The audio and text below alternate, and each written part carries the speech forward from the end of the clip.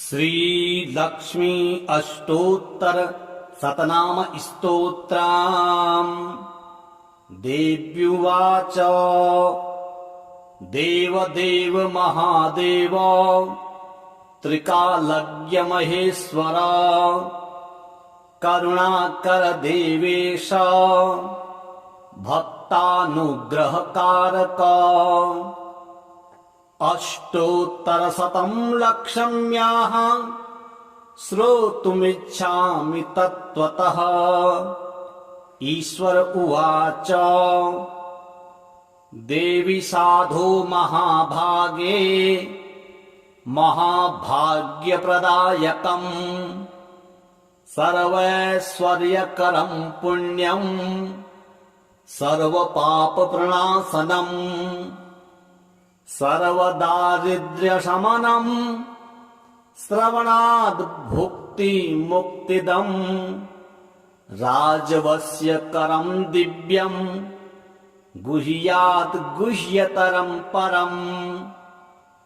दुर्लभं सर्वदेवानां चतुष्षष्टिकलास्पदम् पद्मादीनां वरान्तानां निधीनां नित्यदायकम् समस्तदेव संसेव्यम् अणिमाध्यष्टसिद्धिदम् किमत्र बहुनोक्तेन देवी प्रत्यक्षदायकम्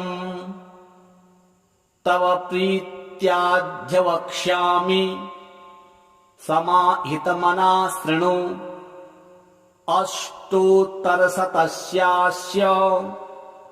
महालक्ष्मीस्तु देवता क्लीं बीजपदमित्युक्तम् शक्तिस्तु भुवनेश्वरी अङ्गन्यासः करन्यासः स इत्यादि प्रकीर्तितः। ध्यानम् वन्दे पद्मकरां प्रसन्नवदनां सौभाग्यदां भाग्यदां हस्ताभ्याम् अभयप्रदां मणिगणैः नानाविधैः भूषितां भक्ताभीष्टफलप्रदां हरिहर ब्रह्मादिभिः सेवितां पार्श्वे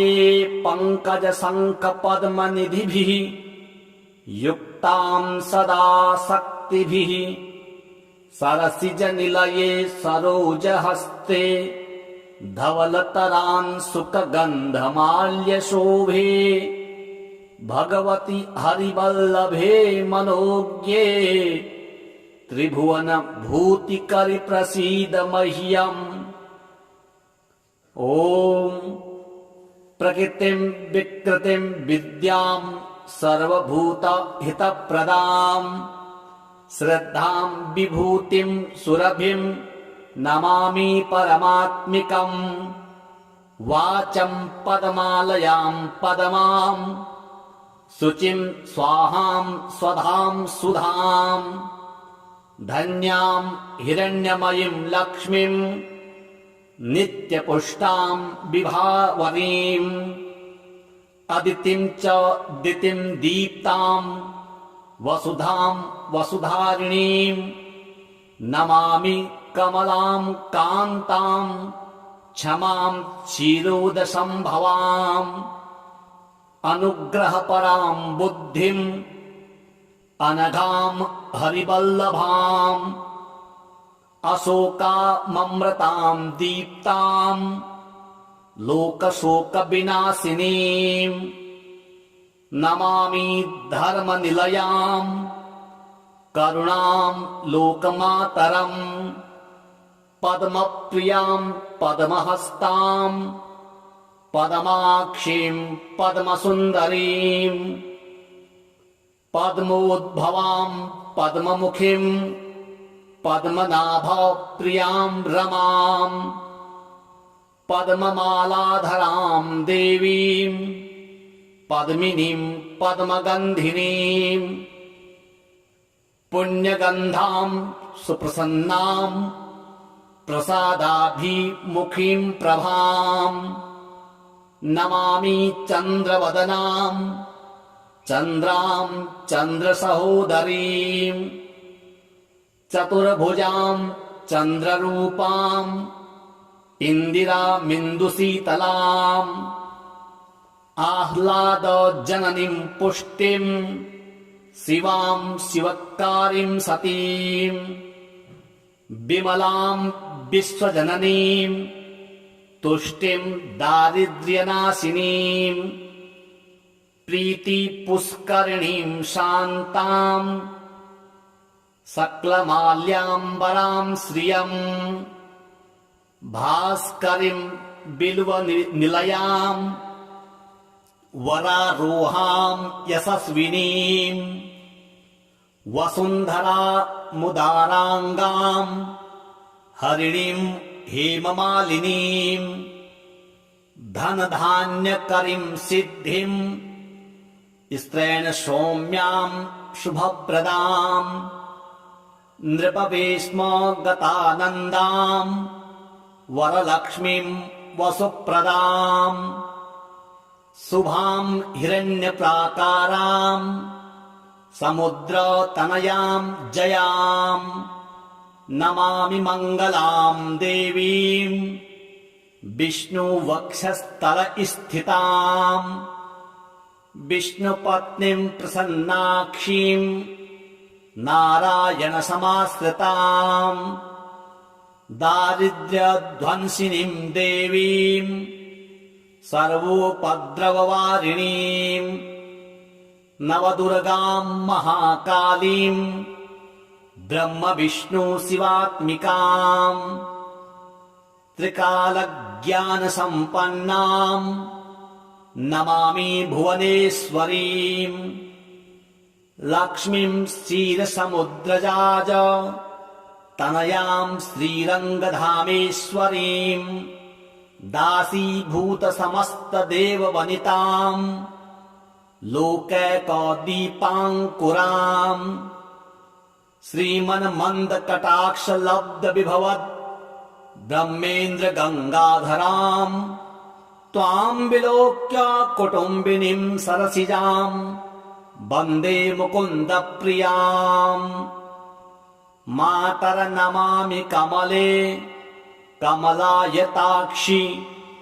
श्रीविष्णुधृतकमलवासिनि विश्वमातः क्षीरोदजे कमलकोमलगर्भगौरी लक्ष्मी प्रसीद सततं समतां शरण्ये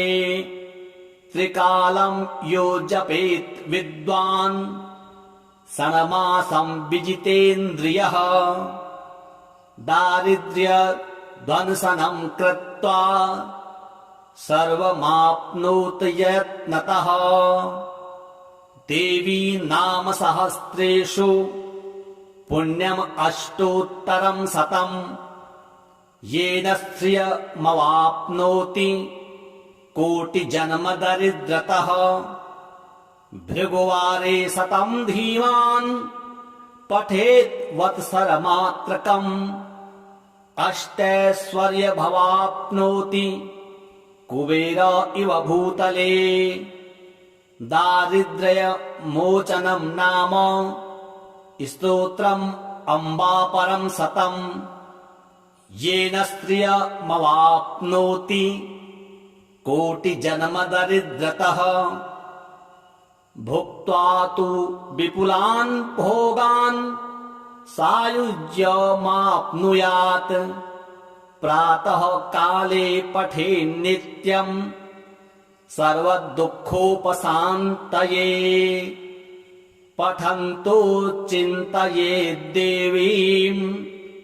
सर्वाभरण देव्युवाच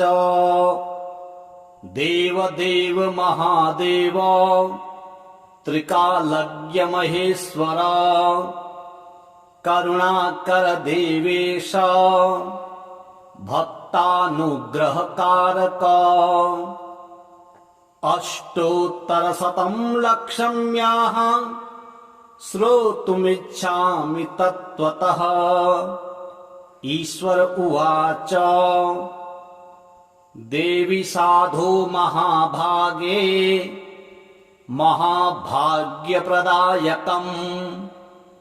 सर्वैश्वर्यकरं पुण्यम् सर्वपापप्रणाशनम् सर्वदारिद्र्यशमनम् श्रवणाद् भुक्तिमुक्तिदम् राजवस्यकरं दिव्यम् गुह्यात् गुह्यतरं परम् दुर्लभं सर्वदेवानां चतुष्षष्टिकलास्पदम् पद्मादीनाम्बरान्तानां निधीनां नित्यदायकम् समस्तदेव संसेव्यम् अणिमाध्यष्टसिद्धिदम्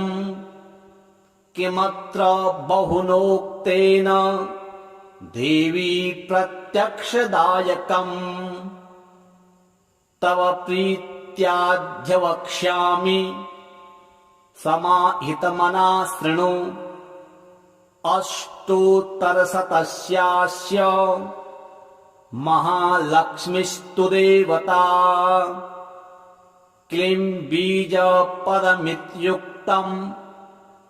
शक्तिस्तु भुवनेश्वरी अङ्गन्यासः करन्यासः स इत्यादि प्रकीर्तितः ध्यानम् वन्दे पद्मकरां प्रसन्नवदनां सौभाग्यदां भाग्यदां हस्ताभ्यामभयप्रदां मणिगणैः नानाविधैः भूषितां भक्ताभीष्टफलप्रदां हरिहर ब्रह्मादिभिः सेवितां पार्श्वे पङ्कजशङ्खपद्मनिधिभिः युक्तां सदा शक्तिभिः सरसिजनिलये सरोजहस्ते धवलतरांशुकगन्धमाल्यशोभे भगवति हरिवल्लभे मनोज्ञे त्रिभुवनभूतिकरि प्रसीद मह्यम् ॐ प्रकृतिं विकृतिं विद्यां सर्वभूतहितप्रदां श्रद्धां विभूतिं सुरभिं नमामि परमात्मिकम् वाचं पदमालयां पदमां शुचिं स्वाहां स्वधां सुधां धन्यां हिरण्यमयीं लक्ष्मीं नित्यपुष्टां विभावरीं अदितिं च दितिं दीप्तां वसुधां वसुधारिणीं नमामि कमलां कान्तां क्षमां क्षीरोदसंभवाम् अनुग्रहपरां बुद्धिम् अनघां हरिवल्लभाम् अशोकाममृतां दीप्तां लोकशोकविनाशिनीं नमामि धर्मनिलयां करुणां लोकमातरम् पद्मप्रियां पद्महस्तां पद्माक्षीं पद्मसुन्दरीं पद्मोद्भवां पद्ममुखीं पद्मनाभप्रियां रमां पद्ममालाधरां देवीं पद्मिनीं पद्मगन्धिनीं पुण्यगन्धां सुप्रसन्नां प्रसादाभिमुखीं प्रभां नमामि चन्द्रवदनां चन्द्रां चन्द्रसहोदरीं चतुर्भुजां चन्द्ररूपां इन्दिरामिन्दुशीतलाम् आह्लादजननीं पुष्टिं शिवां शिवकारीं सतीं विमलां विश्वजननीं तुष्टिं दारिद्र्यनाशिनीं प्रीतिपुष्करिणीं शान्तां सकलमाल्याम्बरां श्रियं भास्करीं बिल्वनिलयां वरारोहां यशस्विनीं वसुन्धरामुदाराङ्गां हरिणीं हेममालिनीं धनधान्यकरीं सिद्धिं स्त्रैण सौम्यां शुभप्रदां नृपवेश्मगतानन्दां वरलक्ष्मीं वसुप्रदां शुभां हिरण्यप्राकारां समुद्रतनयां जयां नमामि मङ्गलां देवीं विष्णुवक्षस्थलस्थितां विष्णुपत्नीं प्रसन्नाक्षीं नारायणसमाश्रितां दारिद्र्यध्वंसिनीं देवीं सर्वोपद्रववारिणीं नवदुर्गां महाकालीं ब्रह्मविष्णुशिवात्मिकां त्रिकालज्ञानसम्पन्नां नमामि भुवनेश्वरीं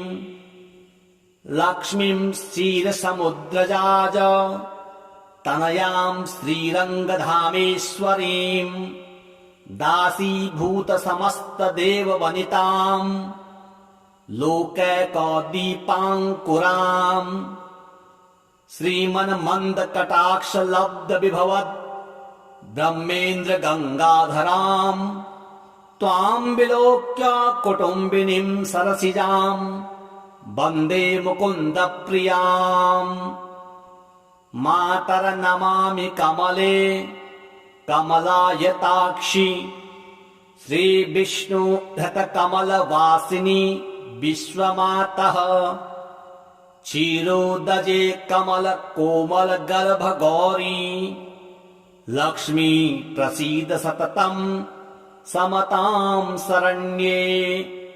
त्रिकालं यो जपेत् विद्वान् षण्मासं विजितेन्द्रियः दारिद्र्यध्वंसनं कृत्वा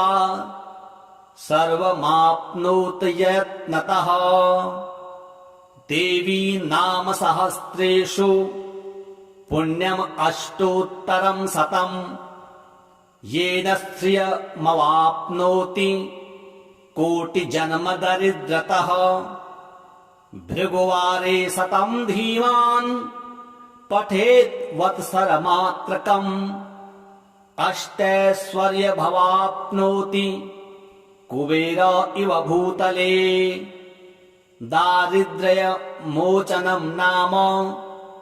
स्तोत्रम् अम्बापरं शतं येन श्रियमवाप्नोति कोटिजन्मदरिद्रतः भुक्त्वा तु विपुलान् भोगान् सायुज्यमाप्नुयात् प्रातः काले पठेन्नित्यं सर्वदुःखोपशान्तये पठन्तो चिन्तयेद्देवीं सर्वाभरण देव्युवाच देवदेव महादेव त्रिकालज्ञ महेश्वर करुणाकर देवेश भक्तानुग्रहकारक अष्टोत्तरशतं लक्ष्म्याः श्रोतुमिच्छामि तत्त्वतः ईश्वर उवाच देवी साधो महाभागे महाभाग्यप्रदायकम् सर्वैश्वर्यकरं पुण्यं सर्वपापप्रणाशनम् सर्वदारिद्र्यशमनम् श्रवणाद् भुक्ति मुक्तिदम् राजवस्य करं दिव्यम् गुह्यात् गुह्यतरं परम् दुर्लभं सर्वदेवानां चतुष्षष्टिकलास्पदम् पद्मादीनां वरान्तानां निधीनां नित्यदायकम् समस्तदेव संसेव्यम् अणिमाध्यष्टसिद्धिदम् किमत्र बहुनोक्तेन देवी प्रत्यक्षदायकम् तव प्रीत्याद्य वक्ष्यामि समाहितमना शृणु अष्टोत्तरशतस्यास्य महालक्ष्मीस्तु देवता क्लीं बीजपदमित्युक्तम् शक्तिस्तु भुवनेश्वरी अङ्गन्यासः करन्यासः स इत्यादि प्रकीर्तितः ध्यानम् वन्दे पद्मकरां प्रसन्नवदनां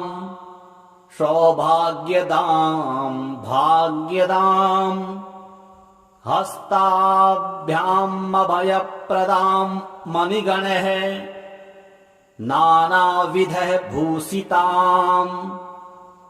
भक्ताभीष्टफलप्रदां हरिहर ब्रह्मादिभिः सेविताम् पार्श्वे पङ्कजशङ्खपद्मनिधिभिः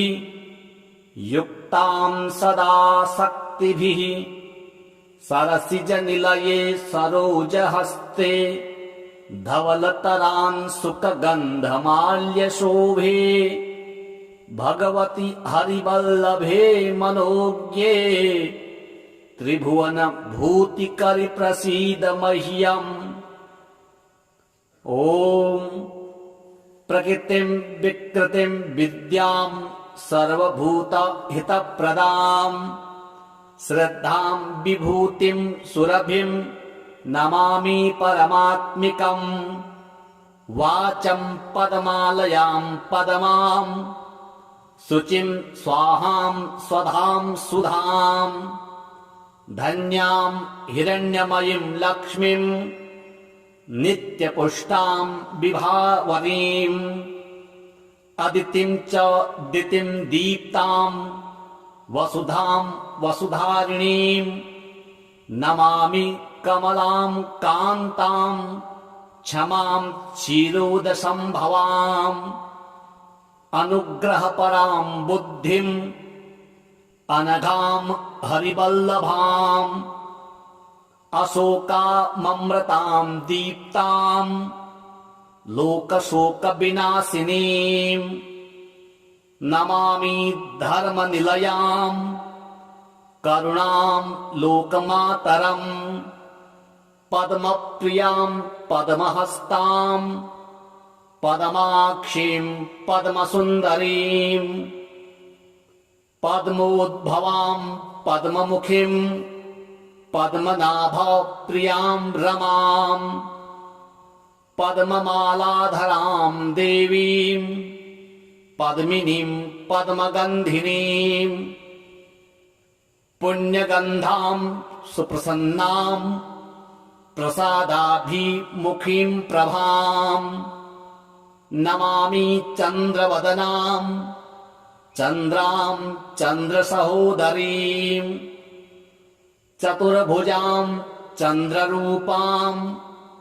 इन्दिरामिन्दुशीतलाम् आह्लादजननीं पुष्टिं शिवां शिवकारीं सतीं विमलां विश्वजननीं तुष्टिं दारिद्र्यनाशिनीं प्रीतिपुष्करिणीं शान्तां सकलमाल्याम्बरां श्रियम् भास्करीं बिल्वनिलयां वरारोहां यशस्विनीं वसुन्धरा मुदाराङ्गाम् हरिणीम् हेममालिनीम्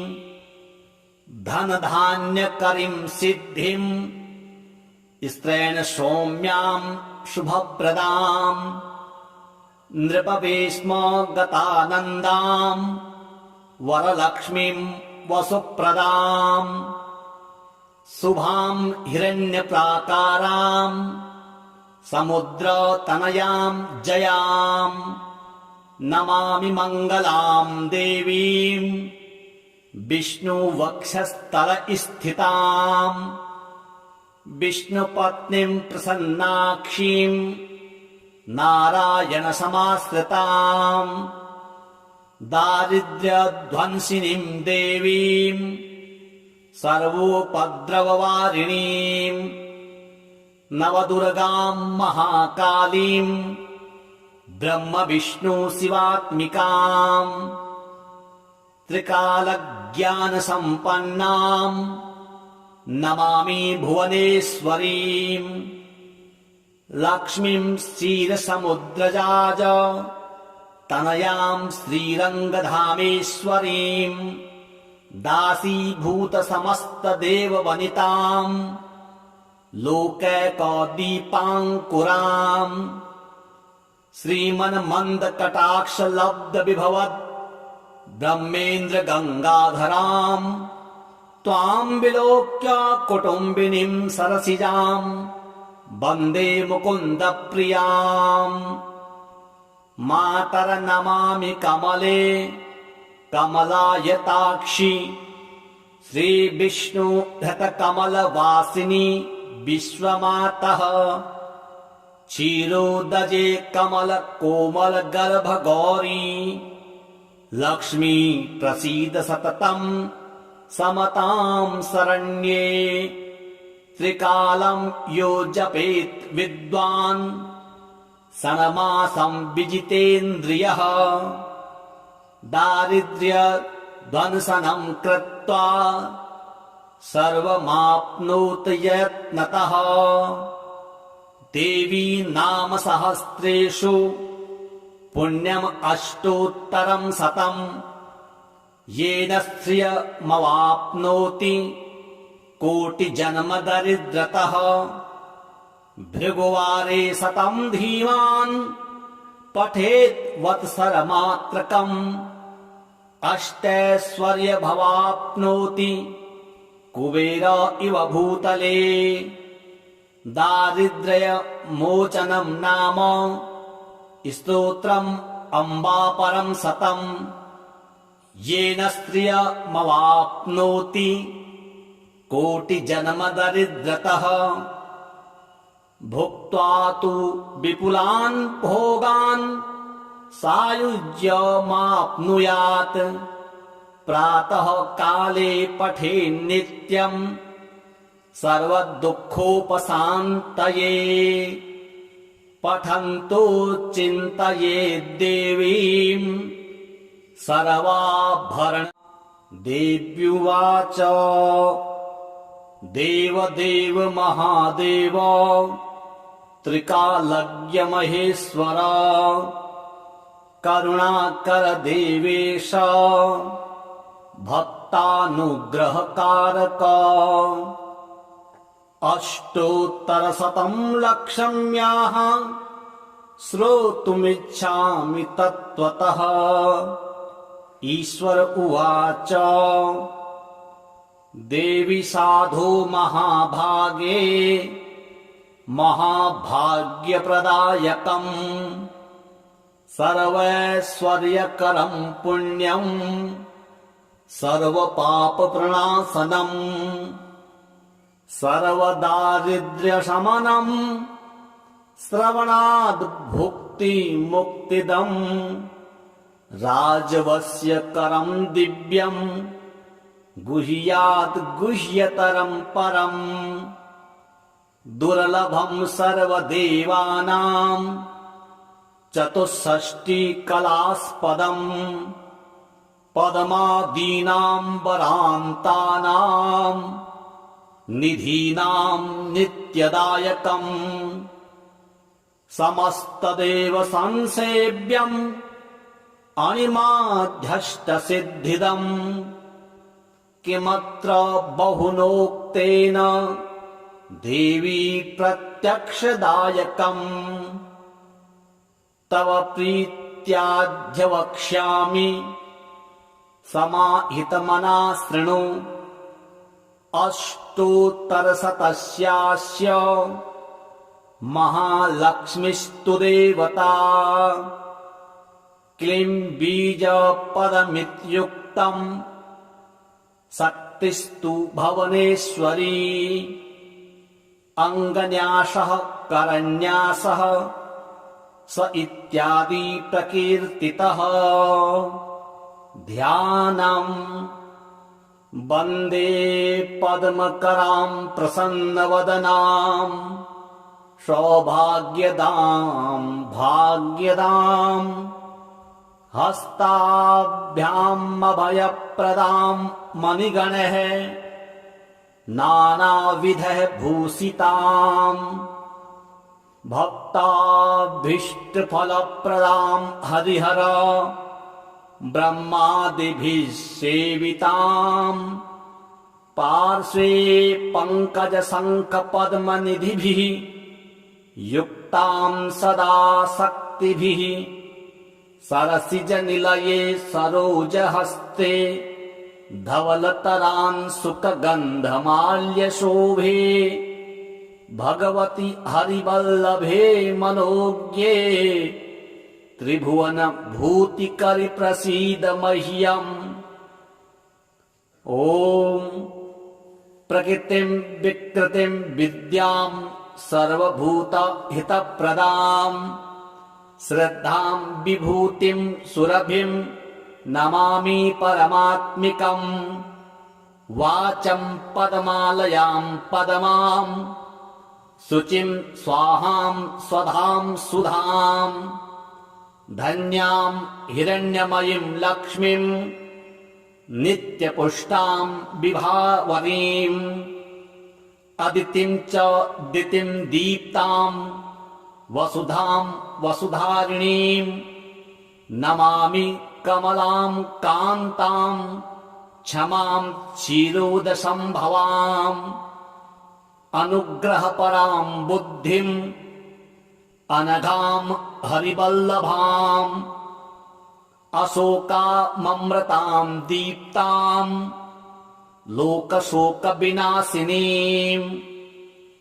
नमामि धर्मनिलयां करुणां लोकमातरम् पद्मप्रियां पद्महस्तां पद्माक्षीं पद्मसुन्दरीं पद्मोद्भवां पद्ममुखीं पद्मनाभप्रियां रमां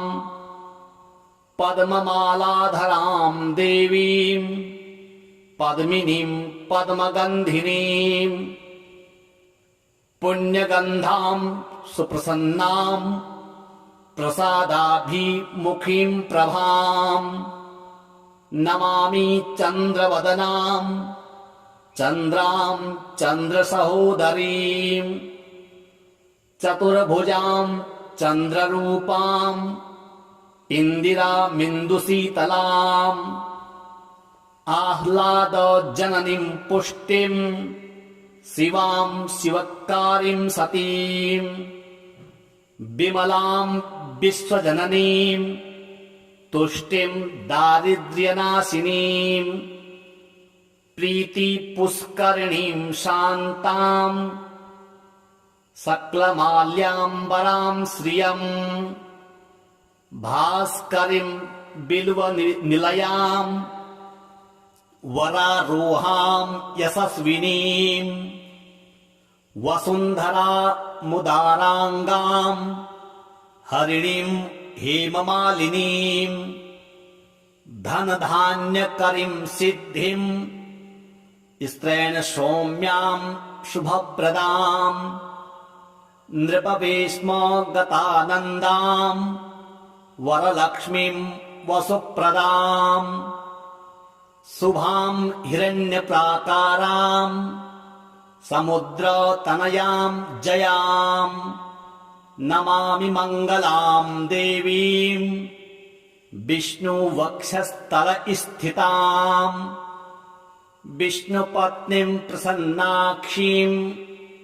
नारायणसमाश्रिताम् दारिद्र्यध्वंसिनीम् देवीम्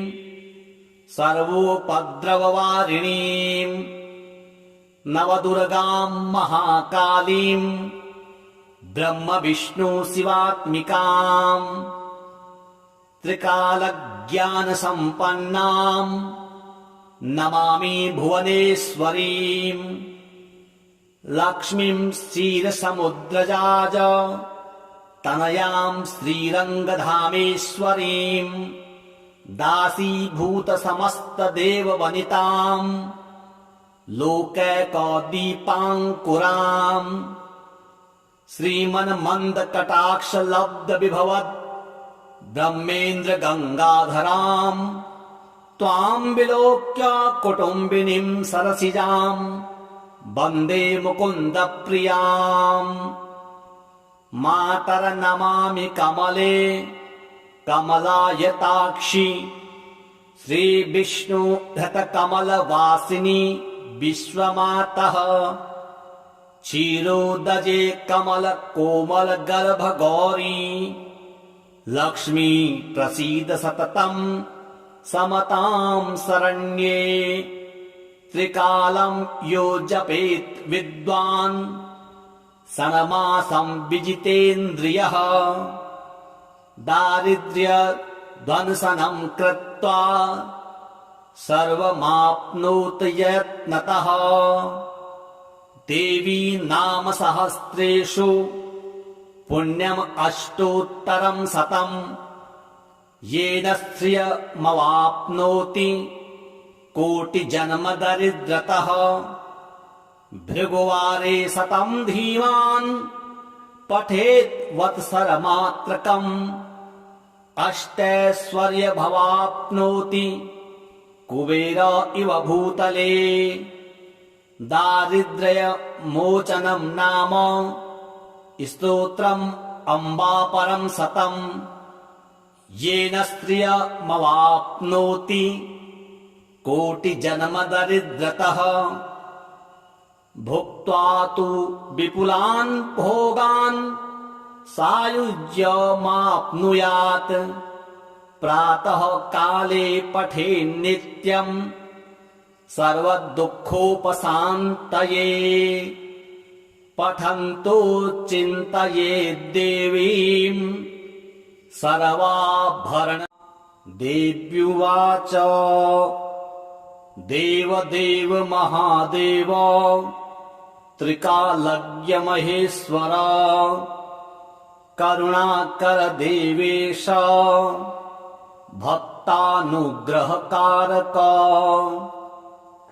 अष्टोत्तरशतम् लक्ष्म्याः श्रोतुमिच्छामि तत्त्वतः ईश्वर उवाच देवी साधो महाभागे महाभाग्यप्रदायकम् सर्वैश्वर्यकरम् पुण्यम् सर्वपापप्रणाशनम् सर्वदारिद्र्यशमनम् श्रवणाद् भुक्तिमुक्तिदम् राजवस्यकरम् दिव्यम् गुह्यात् गुह्यतरम् परम् दुर्लभम् सर्वदेवानाम् चतुष्षष्टिकलास्पदम् पद्मादीनाम् वरान्तानाम् निधीनाम् नित्यदायकम् समस्तदेव संसेव्यम् अणिमाध्यष्टसिद्धिदम् किमत्र बहुनोक्तेन देवी प्रत्यक्षदायकम् तव प्रीत्याद्य समाहितमना शृणु । 800 तस्यास्य महालक्ष्मीस्तु देवता क्लीं बीजपदमित्युक्तम् शक्तिस्तु भुवनेश्वरी अङ्गन्यासः करन्यासः स इत्यादि प्रकीर्तितः ध्यानम् वन्दे पद्मकरां प्रसन्नवदनां सौभाग्यदां भाग्यदां हस्ताभ्याम् अभयप्रदां मणिगणैः नानाविधः भूषिताम् भक्ताभीष्टफलप्रदां हरिहर ब्रह्मादिभिः सेविताम् पार्श्वे पङ्कजशङ्खपद्मनिधिभिः युक्तां सदा शक्तिभिः सरसिजनिलये सरोजहस्ते धवलतरांशुकगन्धमाल्यशोभे भगवति हरिवल्लभे मनोज्ञे त्रिभुवन भूतिकरि प्रसीद मह्यम् ॐ प्रकृतिं विकृतिं विद्यां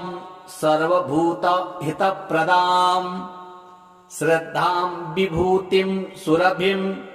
नमामि परमात्मिकम् वाचं पदमालयां पदमां शुचिं स्वाहां स्वधां सुधां धन्यां हिरण्यमयीं लक्ष्मीं नित्यपुष्टां विभावरीम् अदितिं च दितिं दीप्तां वसुधां वसुधारिणीं नमामि कमलां कान्तां क्षमां क्षीरोदसंभवाम् अनुग्रहपरां बुद्धिं अनघां हरिवल्लभाम् अशोकाममृतां दीप्तां लोकशोकविनाशिनीं नमामि धर्मनिलयां करुणां लोकमातरम् पद्मप्रियां पद्महस्तां पद्माक्षीं पद्मसुन्दरीं पद्मोद्भवां पद्ममुखीं पद्मनाभप्रियां रमां पद्ममालाधरां देवीं पद्मिनीं पद्मगन्धिनीं पुण्यगन्धां सुप्रसन्नां प्रसादाभिमुखीं प्रभां नमामि चन्द्रवदनां चन्द्रां चन्द्रसहोदरीं चतुर्भुजां चन्द्ररूपां इन्दिरामिन्दुशीतलाम् आह्लादजननीं पुष्टिं शिवां शिवकारीं सतीं विमलां विश्वजननीं तुष्टिं दारिद्र्यनाशिनीं प्रीतिपुष्करिणीं शान्तां सकलमाल्याम्बरां श्रियं भास्करीं बिल्वनिलयां वरारोहां यशस्विनीं वसुन्धरामुदाराङ्गां हरिणीं हेममालिनीं धनधान्यकरीं सिद्धिं स्त्रैणसौम्यां शुभप्रदां नृपवेश्मगतानन्दां वरलक्ष्मीं वसुप्रदां शुभां हिरण्यप्राकारां समुद्रतनयां जयां नमामि मङ्गलां देवीं विष्णुवक्षस्थलस्थितां विष्णुपत्नीं प्रसन्नाक्षीं नारायणसमाश्रितां दारिद्र्यध्वंसिनीं देवीं सर्वोपद्रववारिणीं नवदुर्गां महाकालीं ब्रह्म विष्णु शिवात्मिकाम् त्रिकालज्ञानसम्पन्नां नमामि भुवनेश्वरीम् लक्ष्मीं क्षीरसमुद्रजाज तनयां श्रीरङ्गधामेश्वरीम् दासीभूतसमस्तदेववनितां लोकैकदीपाङ्कुराम् श्रीमन्मन्दकटाक्षलब्धविभवद् ब्रह्मेन्द्र गङ्गाधराम् त्वां विलोक्य कुटुम्बिनीं सरसिजाम् वन्दे मुकुन्दप्रियाम् मातरनमामि कमले कमलायताक्षि श्रीविष्णुधृतकमलवासिनि विश्वमातः क्षीरोदजे कमलकोमलगर्भगौरी लक्ष्मी प्रसीद सततं समतां शरण्ये त्रिकालं यो जपेत् विद्वान् षण्मासं विजितेन्द्रियः दारिद्र्यध्वंसनं कृत्वा सर्वमाप्नोति यत्नतः देवी नाम सहस्रेषु पुण्यम् अष्टोत्तरं शतम् येन श्रियमवाप्नोति कोटिजन्मदरिद्रतः भृगुवारे शतं धीमान् पठेत् वत्सरमात्रकम् अष्टैश्वर्यमवाप्नोति कुबेर इव भूतले दारिद्र्यमोचनं नाम स्तोत्रम् अम्बापरं शतम् येन श्रियमवाप्नोति कोटिजन्मदरिद्रतः भुक्त्वा तु विपुलान् भोगान् सायुज्यमाप्नुयात् प्रातः काले पठेन्नित्यम् सर्वदुःखोपशान्तये पठन्तो चिन्तयेद्देवीम् सर्वाभरण देव्युवाच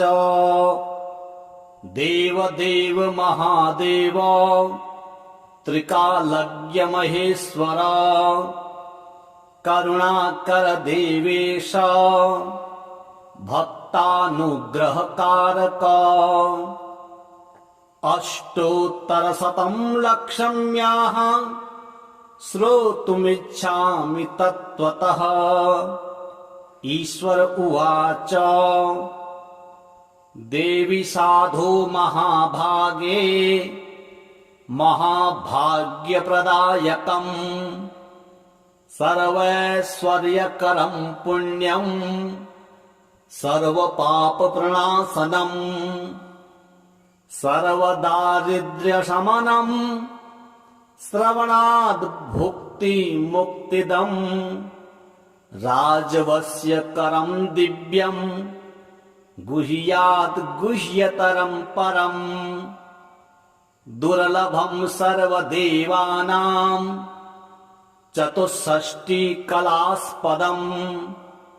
पद्मादीनाम्बरान्तानां निधीनां नित्यदायकम्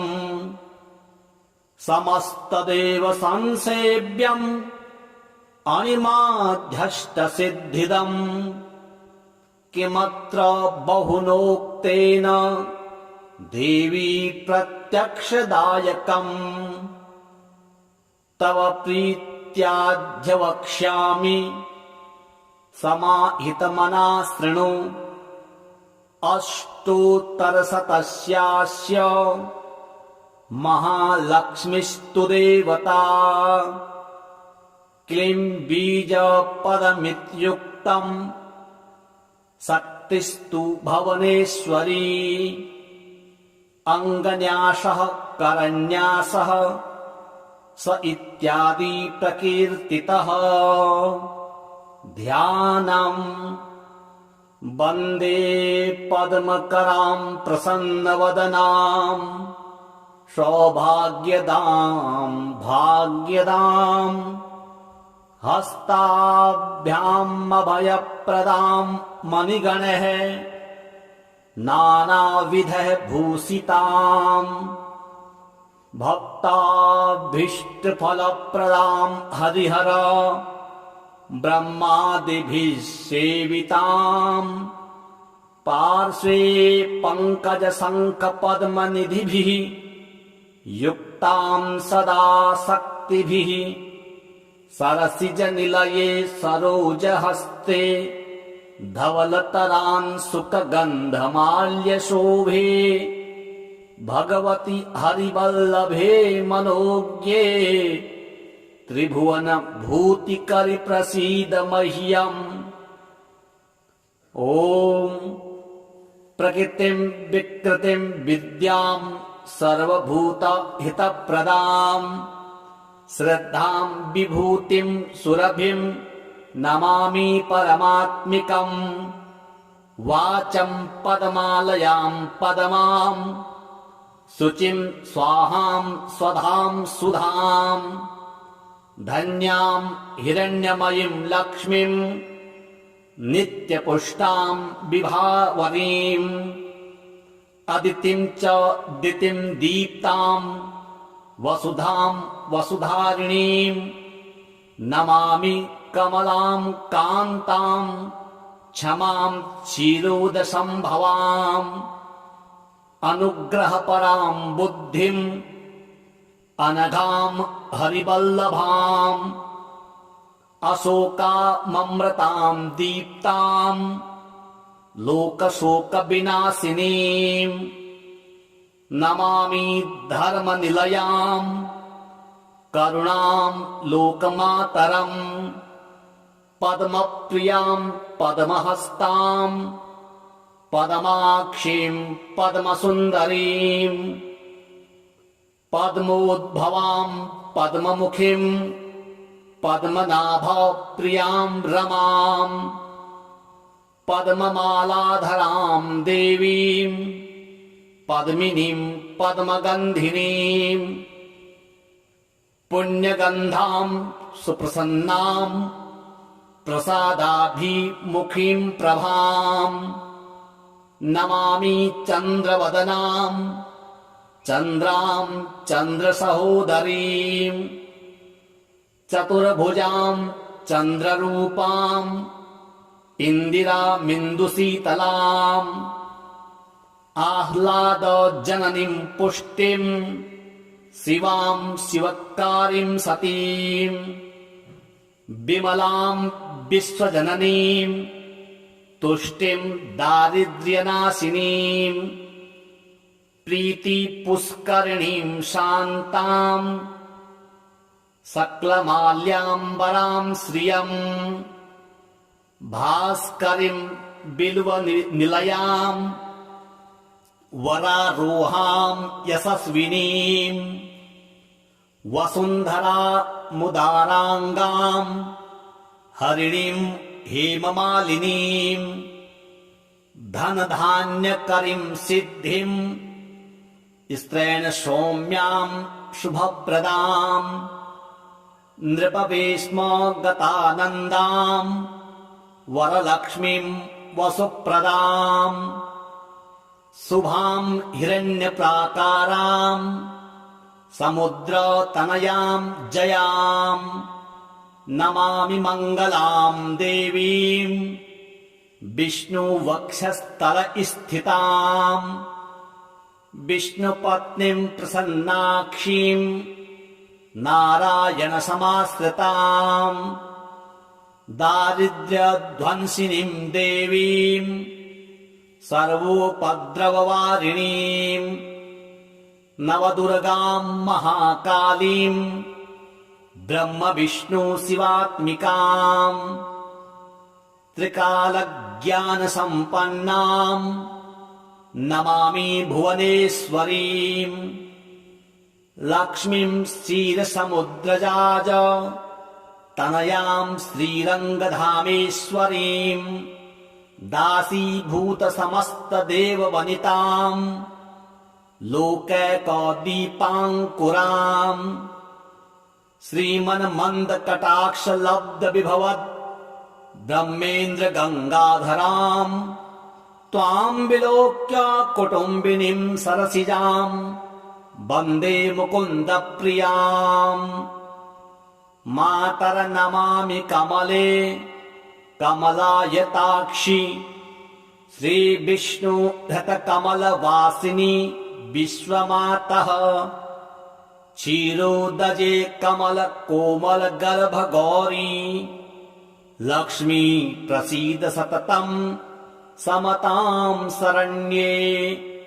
त्रिकालं यो जपेत् विद्वान् षण्मासं विजितेन्द्रियः दारिद्र्यध्वंसनं कृत्वा सर्वमाप्नोत यत्नतः। देवी नाम सहस्रेषु पुण्यम् अष्टोत्तरं शतम् येन श्रियमवाप्नोति कोटिजन्म दरिद्रतः। भृगुवारे शतं धीमान् पठेत् वत्सरमात्रकम् अष्टैश्वर्यमवाप्नोति कुबेर इव भूतले। दारिद्र्यमोचनं नाम स्तोत्रम् अम्बापरं शतम् येन श्रियमवाप्नोति कोटिजन्म दरिद्रतः। भुक्त्वा तु विपुलान् भोगान् सायुज्यमाप्नुयात्। प्रातः काले पठेन्नित्यम् सर्वदुःखोपशान्तये। पठन्तो चिन्तयेद्देवीम् सर्वाभरण